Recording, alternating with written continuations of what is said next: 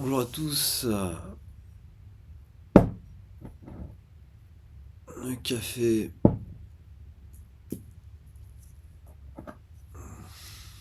le déjeuner.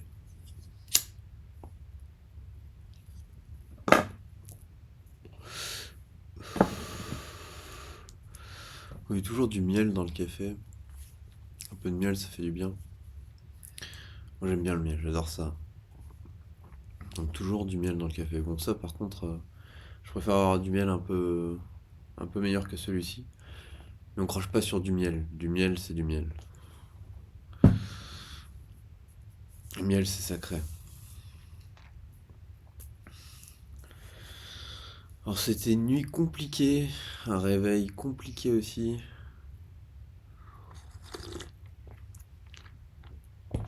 Le truc c'est que je m'attendais pas à ce qu'il y ait autant de gens qui regardent les vidéos et qui commentent. Du coup, il y a pas mal de gens qui regardent les vidéos et qui commentent. Bonjour, bonjour à tous. Euh, c'est bien, ça fait plaisir que vous soyez dans ma condition, que vous soyez curieux ou que vous soyez ici pour toute autre raison, ou que vous soyez dans toute autre condition. Vous êtes les bienvenus et à la vôtre. Bonne journée.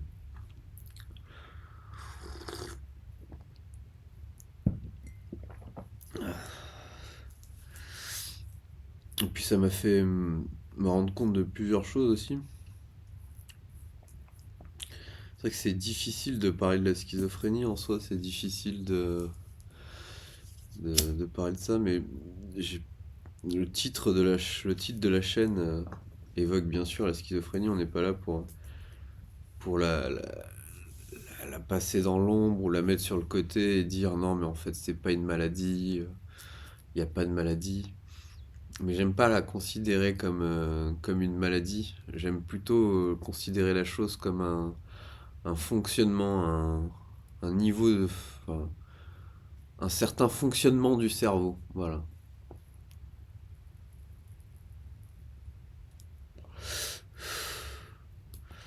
Alors certes, certains fonctionnements du cerveau peuvent être incapacitants, handicapants,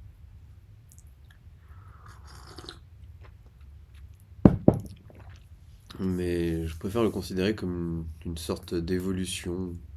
Il y en a qui diraient d'évolution, évolution. Après, j'ai pas envie de rentrer dans des débats, c'est pas mon but ici.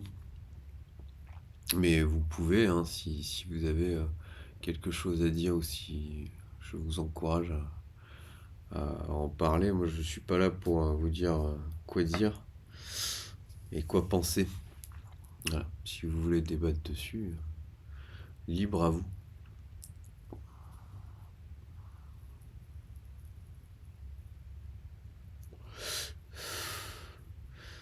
Ouais.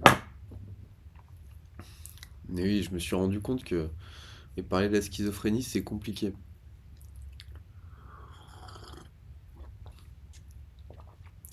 C'est compliqué parce que déjà, c'est compliqué de ma réalité schizophrénique. Donc, il y a les hallucinations.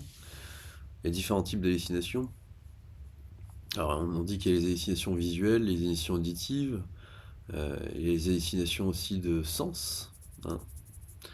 Il y a des hallucinations, il y a toute une palette d'hallucinations possibles, en fait, qui dépasse juste l'ouïe et la vue. Et quand on parle d'hallucinations, on a tendance à oublier ça. Et on a tendance à oublier aussi que ces hallucinations, par exemple, ceux qui entendent des voix, moi je sais que j'en ai entendu, j'en entends encore quelques fois, euh, ou même les hallucinations visuelles, on a tendance à oublier de croire que c'est pas vrai, que c'est faux, parce que c'est une hallucination, c'est faux. Mais moi, quand je les entends, mes voix, quand je les ai entendues, c'est tout à fait vrai, je les entends. C'est aussi solide que le rock. Donc j'ai eu un peu de mal au début avec, moi je sais qu'avec le mot hallucination et avec le mot aussi réalité, différents niveaux de réalité. Quand vous entendez des voix depuis 4 5 ans, que vous entendez ce que disent vos voix et toute la richesse, autant vocabulaire que d'idées, enfin toute la richesse émotionnelle, l'imagination imaginative. Croyez-moi, c'est beaucoup plus palpable et réel que l'image qu'on peut avoir d'une hallucination qui, un truc éphémère, quoi, un truc qui est là mais qui en fait n'existe pas. L'hallucination est bien présente et pour moi en tout cas je le considère comme bien réel, quelque chose qui est ancré dans mon réel. Et je vois pas comment je pourrais le considérer autrement. Voilà, ça c'était une petite ellipse sur les hallucinations. En ce qui concerne toutes les autres hallucinations sensitives, émotionnelles, j'ai pas forcément les mots pour décrire là. C'est tout aussi un tas d'hallucinations qui sont à explorer, mais qui sont difficilement explorables comme ça, là, d'un coup. Ça me vient pas, là, comme ça, de vous en parler. J'aurais beaucoup de choses à dire, mais en fait, c'est compliqué. Et je me suis rendu compte aussi que le titre de la chaîne était The Schizophrenic Reality de Nicolas. Donc c'est ma réalité schizophrénique. Donc il y a à la fois mon état de vie, donc comment je vis tous les jours, comment je m'occupe, comment je le vis. Mais j'aimerais bien aussi réussir à vous faire entrer dans mon monde. Alors mon monde sans pour autant non plus venir agacer le vôtre, sans pour autant venir déranger le vôtre. Surtout si vous êtes dans ma condition, j'imagine bien que beaucoup d'entre vous ont des repères par rapport à leur monde. Parce qu'il y a des mondes schizophréniques, ça c'est quelque chose que j'ai découvert il y a pas longtemps, mais que je me rends compte et que je comprends tout à fait. Euh, il y a des gens qui se construisent et on est obligé de se construire avec ces hallucinations, on est obligé de se construire autour de ces choses parce que certaines de ces choses s'ancrent dans notre réel. Sans vouloir rentrer dans des choses mystiques et des choses un peu farfelues, et sans vouloir rentrer non plus et valider nos délires, parce qu'on a des délires qui en sont, euh, ceux qui ceux qui sont passés par là, et j'espère que les autres qui ne sont pas passés par là, ou ceux qui passent par là et ceux qui ne sont jamais passés par là comprendront ce que je vais dire. Je crois en l'univers. Voilà. J'ai foi en l'univers.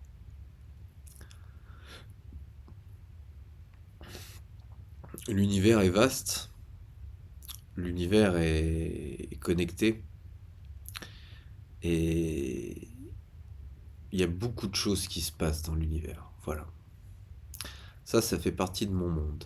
Voilà. Donc, j'ai une foi inébranlable en l'univers. J'ai une foi dans le mouvement. Une foi inébranlable dans le mouvement et dans l'univers. Alors attention, hein, je suis pas là pour parler de religion, de loin de moi cette idée, hein, surtout, en tout cas pour ma part, hein, dans ma condition de schizophrène, c'est des sujets qui me tiennent à cœur, hein, mais par rapport à là où je me situe, par rapport à tous les conflits que ça peut générer dans ma tête, c'est pas quelque chose que j'ai envie d'explorer avec vous, ou en tout cas certains aspects. Juste à dire que je respecte toute chose dans l'univers et que j'ai une foi absolue en l'univers. Voilà. C'est vaste et ça s'arrête là. Après, on pourra peut-être explorer ça plus en profondeur ou pas trop. Comme je dis, j'ai pas envie de venir déranger euh, certaines réalités, pas envie de venir mettre des débats là où il y en a pas. Pas envie de venir pas envie de rajouter du conflit là où il y en a pas non plus.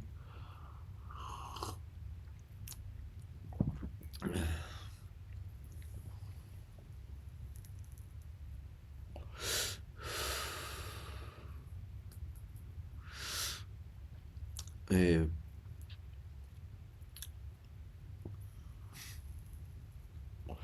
c'est délicat de parler de ça, je me rends compte, parce que ça vient directement parler de choses très personnelles, et il y a tout de suite cette peur du jugement.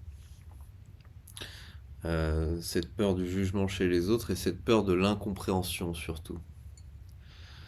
Euh,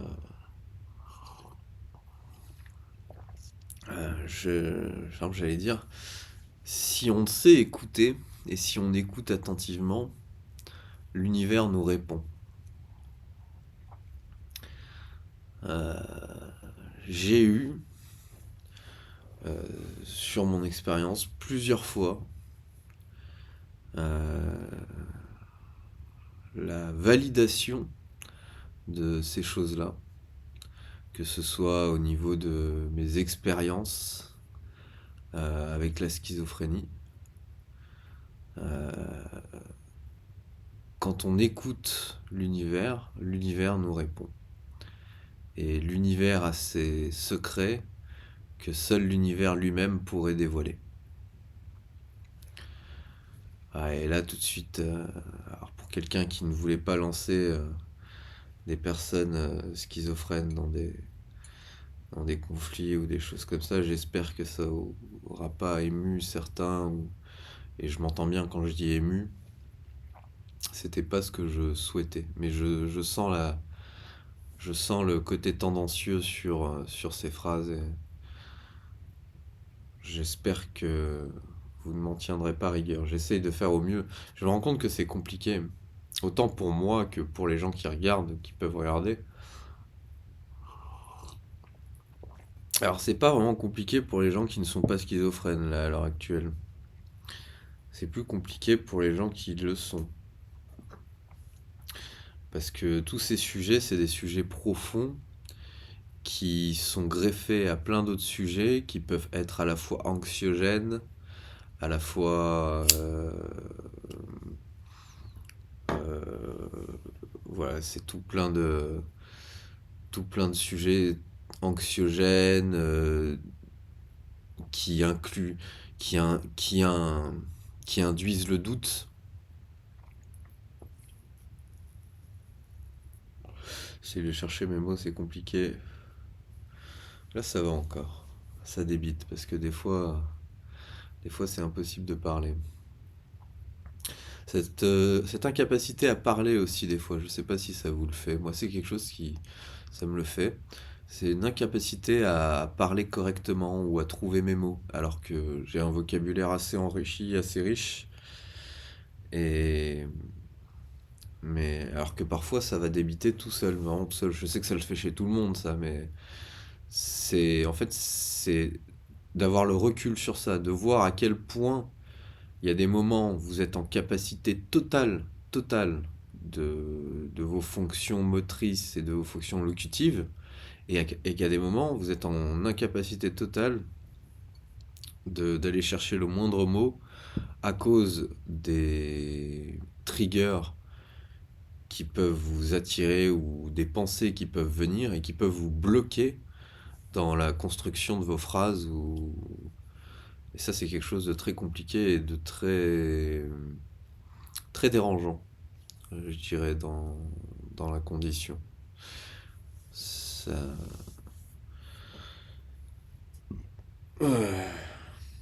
Je parle beaucoup.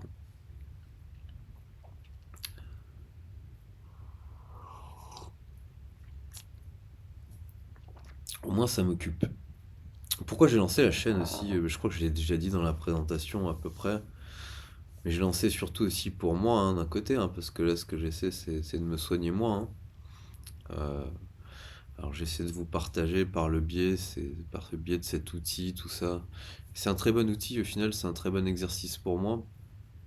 Je vous l'accorde, parce que ça me permet d'extérioriser un peu des choses que j'ai peut-être du mal à extérioriser avec d'autres. Et puis ça me permet de parler, voilà, de parler et de mettre des mots là où j'en mets pas tout seul forcément, où c'est difficile d'en mettre tout seul.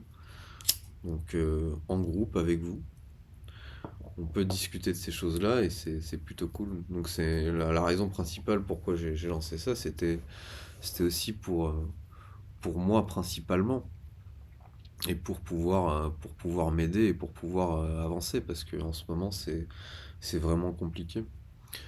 Alors j'ai pas envie de me plaindre tout le temps, hein, mais c'est pas le but et j'aime pas ça. Et je veux pas surtout que ça rentre comme ça, je veux pas que vous soyez là derrière votre écran à regarder la vidéo et avoir cette impression. Enfin, je veux pas que vous ayez cette impression en regardant la vidéo de plaintivité exacerbée.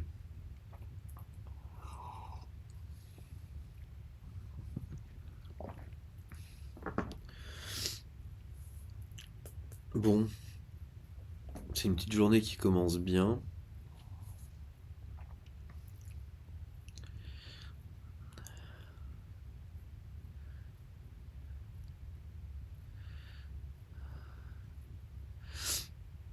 Alors, j'ai des mails. Alors, je gère depuis bloqué, vidéo bloquée dans certains territoires. Ah, c'est les droits d'auteur peut monétiser sans recevoir rien. Utiliser.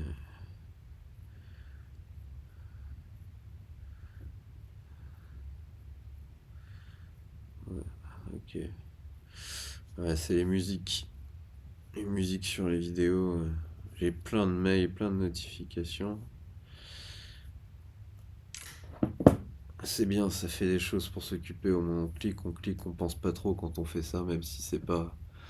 C'est cool, c'est cool. Merci à vous. Merci à vous de commenter, de regarder. C'est cool. J'espère que vous passez un bon moment aussi de votre côté, que ça permet de, euh, ben, je sais pas si vous pouvez y trouver quelque chose, vous trouver, vous retrouver dans mes mots ou vous retrouver dans mes situations. Je sais que ça peut être cool. Moi hier j'étais content, j'ai lu un commentaire de, je sais plus ton nom, excuse-moi, mais j'ai lu un commentaire d'une personne qui parlait justement de son ressenti par rapport à un ressenti que j'avais. Et ces mots et son ressenti étaient en parfait accord avec ce que je pouvais ressentir et vivre. Et donc c'est cool que ça puisse toucher des gens et que on puisse se retrouver chez les autres, au moins on se sent moins seul, hein. Parce que parfois c'est vrai que dans les conditions dans lesquelles on peut être, et que c'est difficile d'en parler, c'est difficile de voir des exemples, c'est difficile de trouver des gens qui en parlent, mis à part quand on est devant des professionnels, des psychiatres, des psychologues. C'est vrai que c'est cool entre nous de pouvoir avoir un retour comme ceci.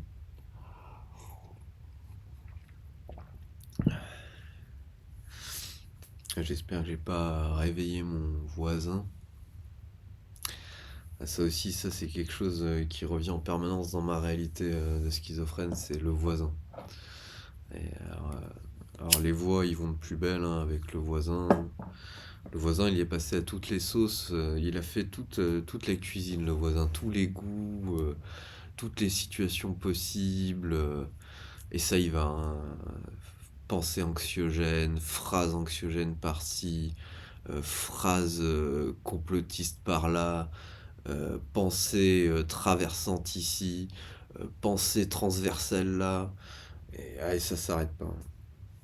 Et là, il a suffi d'un tout petit bruit pour. Voilà, c'est le circus dans la tête là, à l'heure actuelle. Alors comment c'est géré le circus dans la tête à l'heure actuelle là, toutes ces pensées négatives, ces choses, bah déjà je les vois, j'ai le recul dessus, donc je vois toutes ces pensées, toutes ces...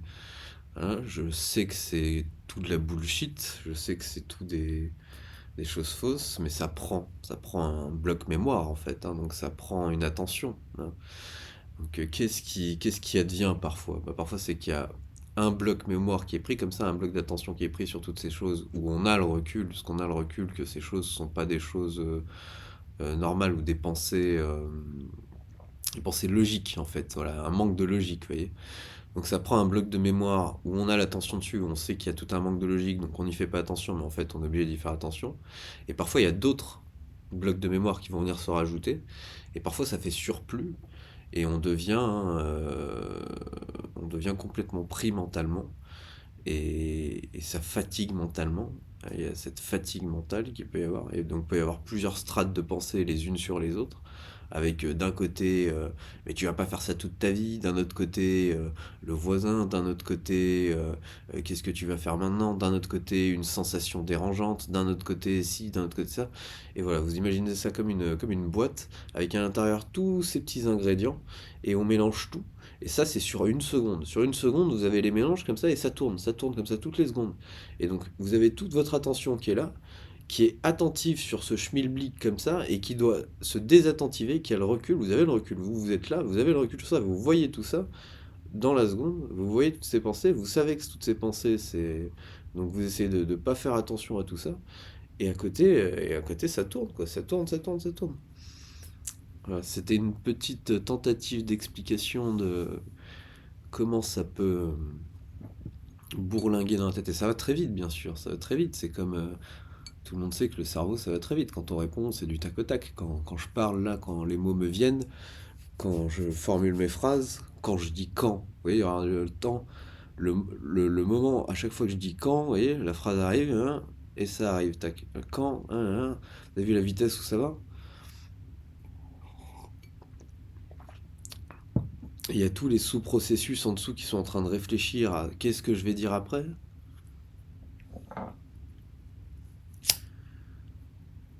Et j'ai même pas d'avoir le recul, cette impression d'incontrôle de ce qu'on dit, cette impression d'incontrôle de ce qu'on va dire, vous voyez, je l'ai là, vous voyez, je suis en train de parler et j'ai l'impression d'être en mode automatique, vous voyez, j'ai l'impression de dire, je sais même pas ce que je vais dire, mais ça sort, voilà.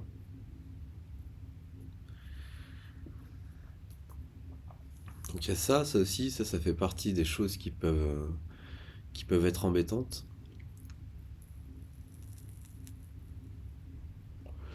Cette impression d'incontrôle, mais de contrôle. Alors, moi, dans ma réalité schizophrénique, mais j'ai pas envie, voilà, c'est quelque chose, c'est le genre de phrase, vous voyez, si vous dites ça, le prenez pas comme ça, ce que je vais dire, mais tout est sous contrôle. Tout est sous contrôle. Les pensées viennent bien de quelque part. Les voix viennent bien de quelque part. Les choses viennent bien de quelque part. Et voilà, là, ça peut, il y a des gens, ça peut les faire se sentir pas bien, tout ça. Tranquille, tout est sous contrôle, relax. C'est une phrase en fait qui est à double tranchant, tout est sous contrôle. Ça peut à la fois vous aider et vous dire ah ouais, tout est sous contrôle, oula, attention, je suis contrôlé, mais par quoi, par qui? Mais à la fois c'est une phrase qui peut vous dire tout est sous contrôle, tout est relax. Il y a des gens qui prennent soin de toi. Et moi c'est ce que je me dis, tout est sous contrôle, c'est l'univers prendre soin de toi. C'est si je suis là devant vous aujourd'hui à parler de tout ça, à avoir le recul sur tous ces phénomènes et à pouvoir vous en parler, et à pouvoir communiquer et à pouvoir transmettre et partager ces informations, c'est que l'univers l'a bien voulu. C'est que l'univers, d'un côté, il prend soin de moi. C'est que l'univers, il prend aussi soin de vous, à travers cette communication, à travers ce partage. C'est que voilà, il y a tout un processus qui se fait. C'est donc, quand je dis tout est sous contrôle, vous pouvez le voir aussi sous cet angle. Tout est sous contrôle, l'univers prend soin de nous. On prend soin les uns des autres, mais l'univers prend soin de nous. Il y a des choses qui dépassent notre capacité de, de process au niveau interactif qui se passe au niveau de l'univers qui fait que on en arrive à des situations où je suis en train de vous parler. Vous voyez? Donc tout est sous contrôle.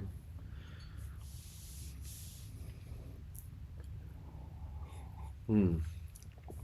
Et ça peut faire valdinguer. Il faut être accroché dans la teuté. Moi, ça va personnellement, mais j'espère, voilà. Moi, ce que je veux pas, c'est que vous regardez ça et qu'après vous vous sentiez. Je veux pas rentrer dans des débats, dans des choses comme ça, de ça, mais je sais que je peux rentrer dans des endroits où c'est tendancieux. Et voilà, si c'est trop tendancieux, n'hésitez pas à le dire hein, dans les commentaires pour vous. Si jamais, et si c'est pas le cas, j'ai pas envie non plus, je veux pas vous prendre de haut quoi que ce soit, vous n'êtes pas capable de penser, hein, c'est pas ça, c'est que je sais pas dans quelle eau moi je sais où je suis, mais voilà, je veux pas trop vous emmener dans des eaux où vous seriez dérangé. Voilà. En tout cas, je le ressens. J'ai l'impression de ressentir les moments justement où ça peut devenir dérangeant. et où je peux avoir besoin de mettre des mots dessus pour peut-être rassurer et aplanir le schmilblick de pensée qu'il peut y avoir derrière.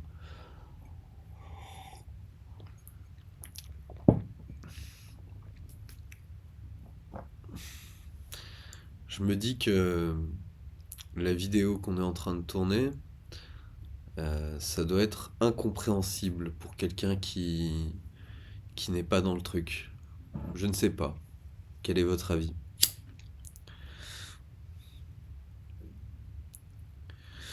Si vous passez d'un moment à un autre dans la vidéo, est-ce que vous allez réussir à suivre le fil? Ça va être compliqué, hein. On se rapproche plus, j'ai l'impression, du côté folie que du côté... Mais à la fois, pourtant, on communique et ceux qui suivent, en tout cas, j'ai déjà eu la preuve que ceux qui suivent savent de quoi on parle et on n'est pas si perdu que ça. Donc on est dans un côté folie, mais on est entre fous. Pour l'instant, ça va.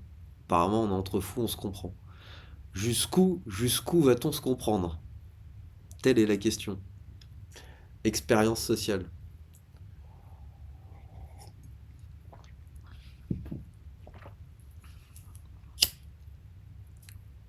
Et je pense qu'aussi que jusqu'où va-t-on se comprendre, il y a à la fois une limite sur les limites de la compréhension, bien sûr, mais il y a à la fois une limite aussi sur jusqu'où va-t-on se comprendre, jusqu'où je vais mettre le pied en fait, et si je mets mon pied sur quelque chose qui n'est pas neutre, ou plutôt à tendance neutre, jusqu'où ça va aller en fait. Si je commence à, à prendre parti sur un sujet bien spécifique et à dire moi je pense comme ça c'est ça devrait être ça, et ça comme ci, comme ça.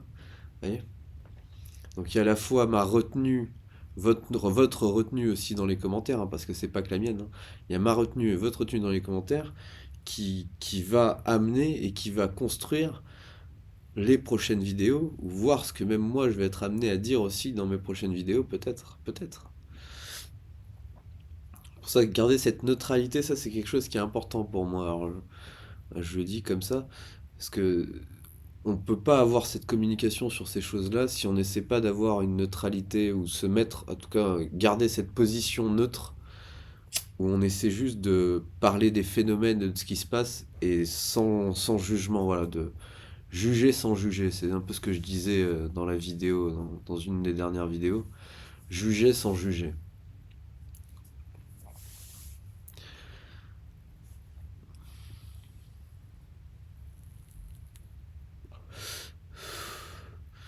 Alors c'est un réveil dynamique, hein, vous voyez, réveil 5 heures du matin, je débite, je parle, je parle. C'est la nuit qui a fait son travail sûrement, même si elle n'a pas été vraiment efficace selon moi. Mais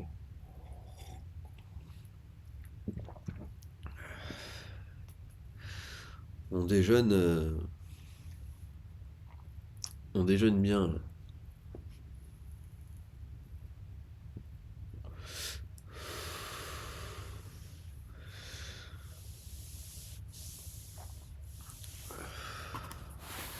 Et d'accord, comme chaque déjeuner, on va s'allonger un peu, enfin, parce que bon, c'est 5 heures du matin, mais on va se prendre là, hop là, ouais, on est mieux. Et, manque de lumière un peu, du coup la caméra ça va être un peu qualité old school. Ça marche bien cette petite cam, la cam du Mac. Ça marche plutôt bien. C'est cool. C'est cam intégré. Moi je viens d'une époque qui avait pas tous ces trucs. Je viens d'une époque. Ah, je suis pas très vieux, j'ai 35 ans.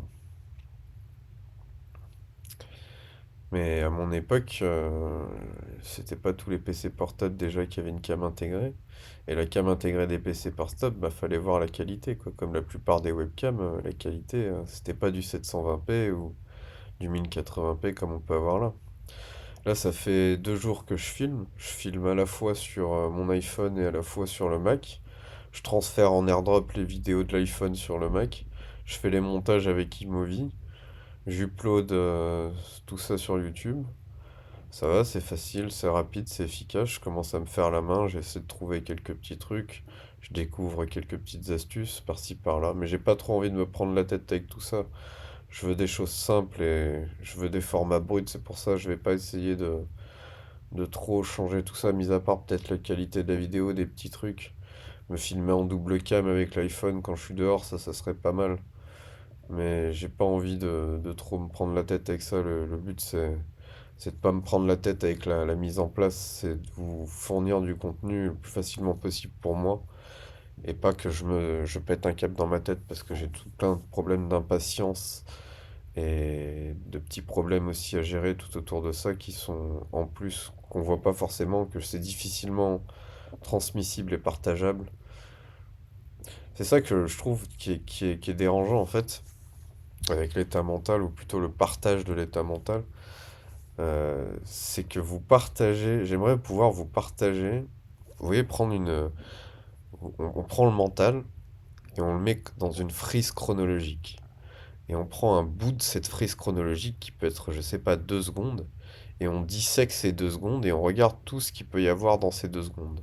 En termes de sensations, en termes d'état comme ci, en termes d'état comme ça, en termes de, voilà, en termes de toutes ces choses. Et j'aimerais pouvoir vous disséquer ça et vous le montrer, mais c'est très compliqué. C'est très compliqué. Un ressenti global, avoir une image globale du ressenti de l'état mental global, c'est quelque chose qui est compliqué à transmettre et à partager.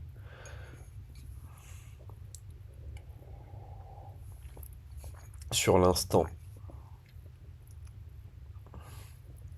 Donc on a des mots pour ça, bien sûr, hein, qui peuvent aider à, à faire des choses comme ça. On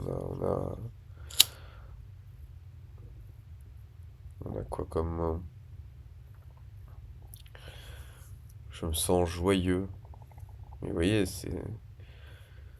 c'est un mot, c'est vaste, c'est à la fois vaste et précis. Et ça inclut tout un petit tas de ressentis.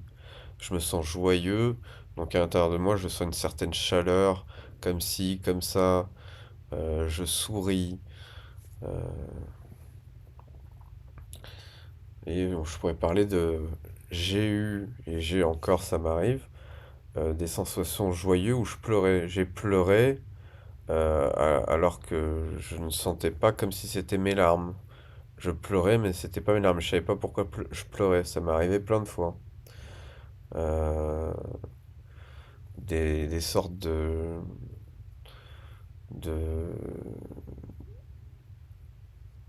de changements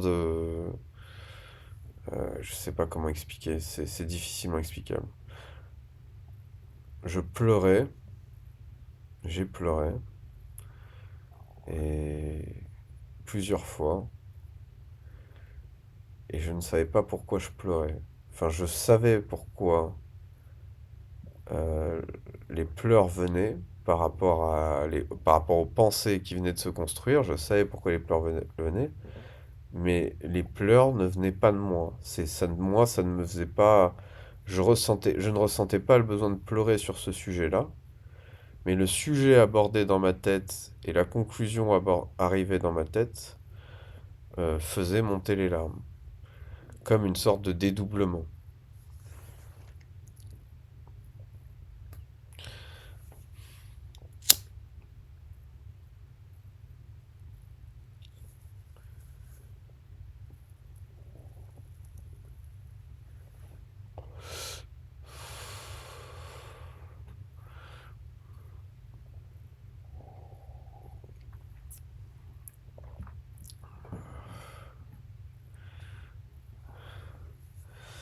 Bon, ça fait déjà 34 minutes, c'est un bon réveil.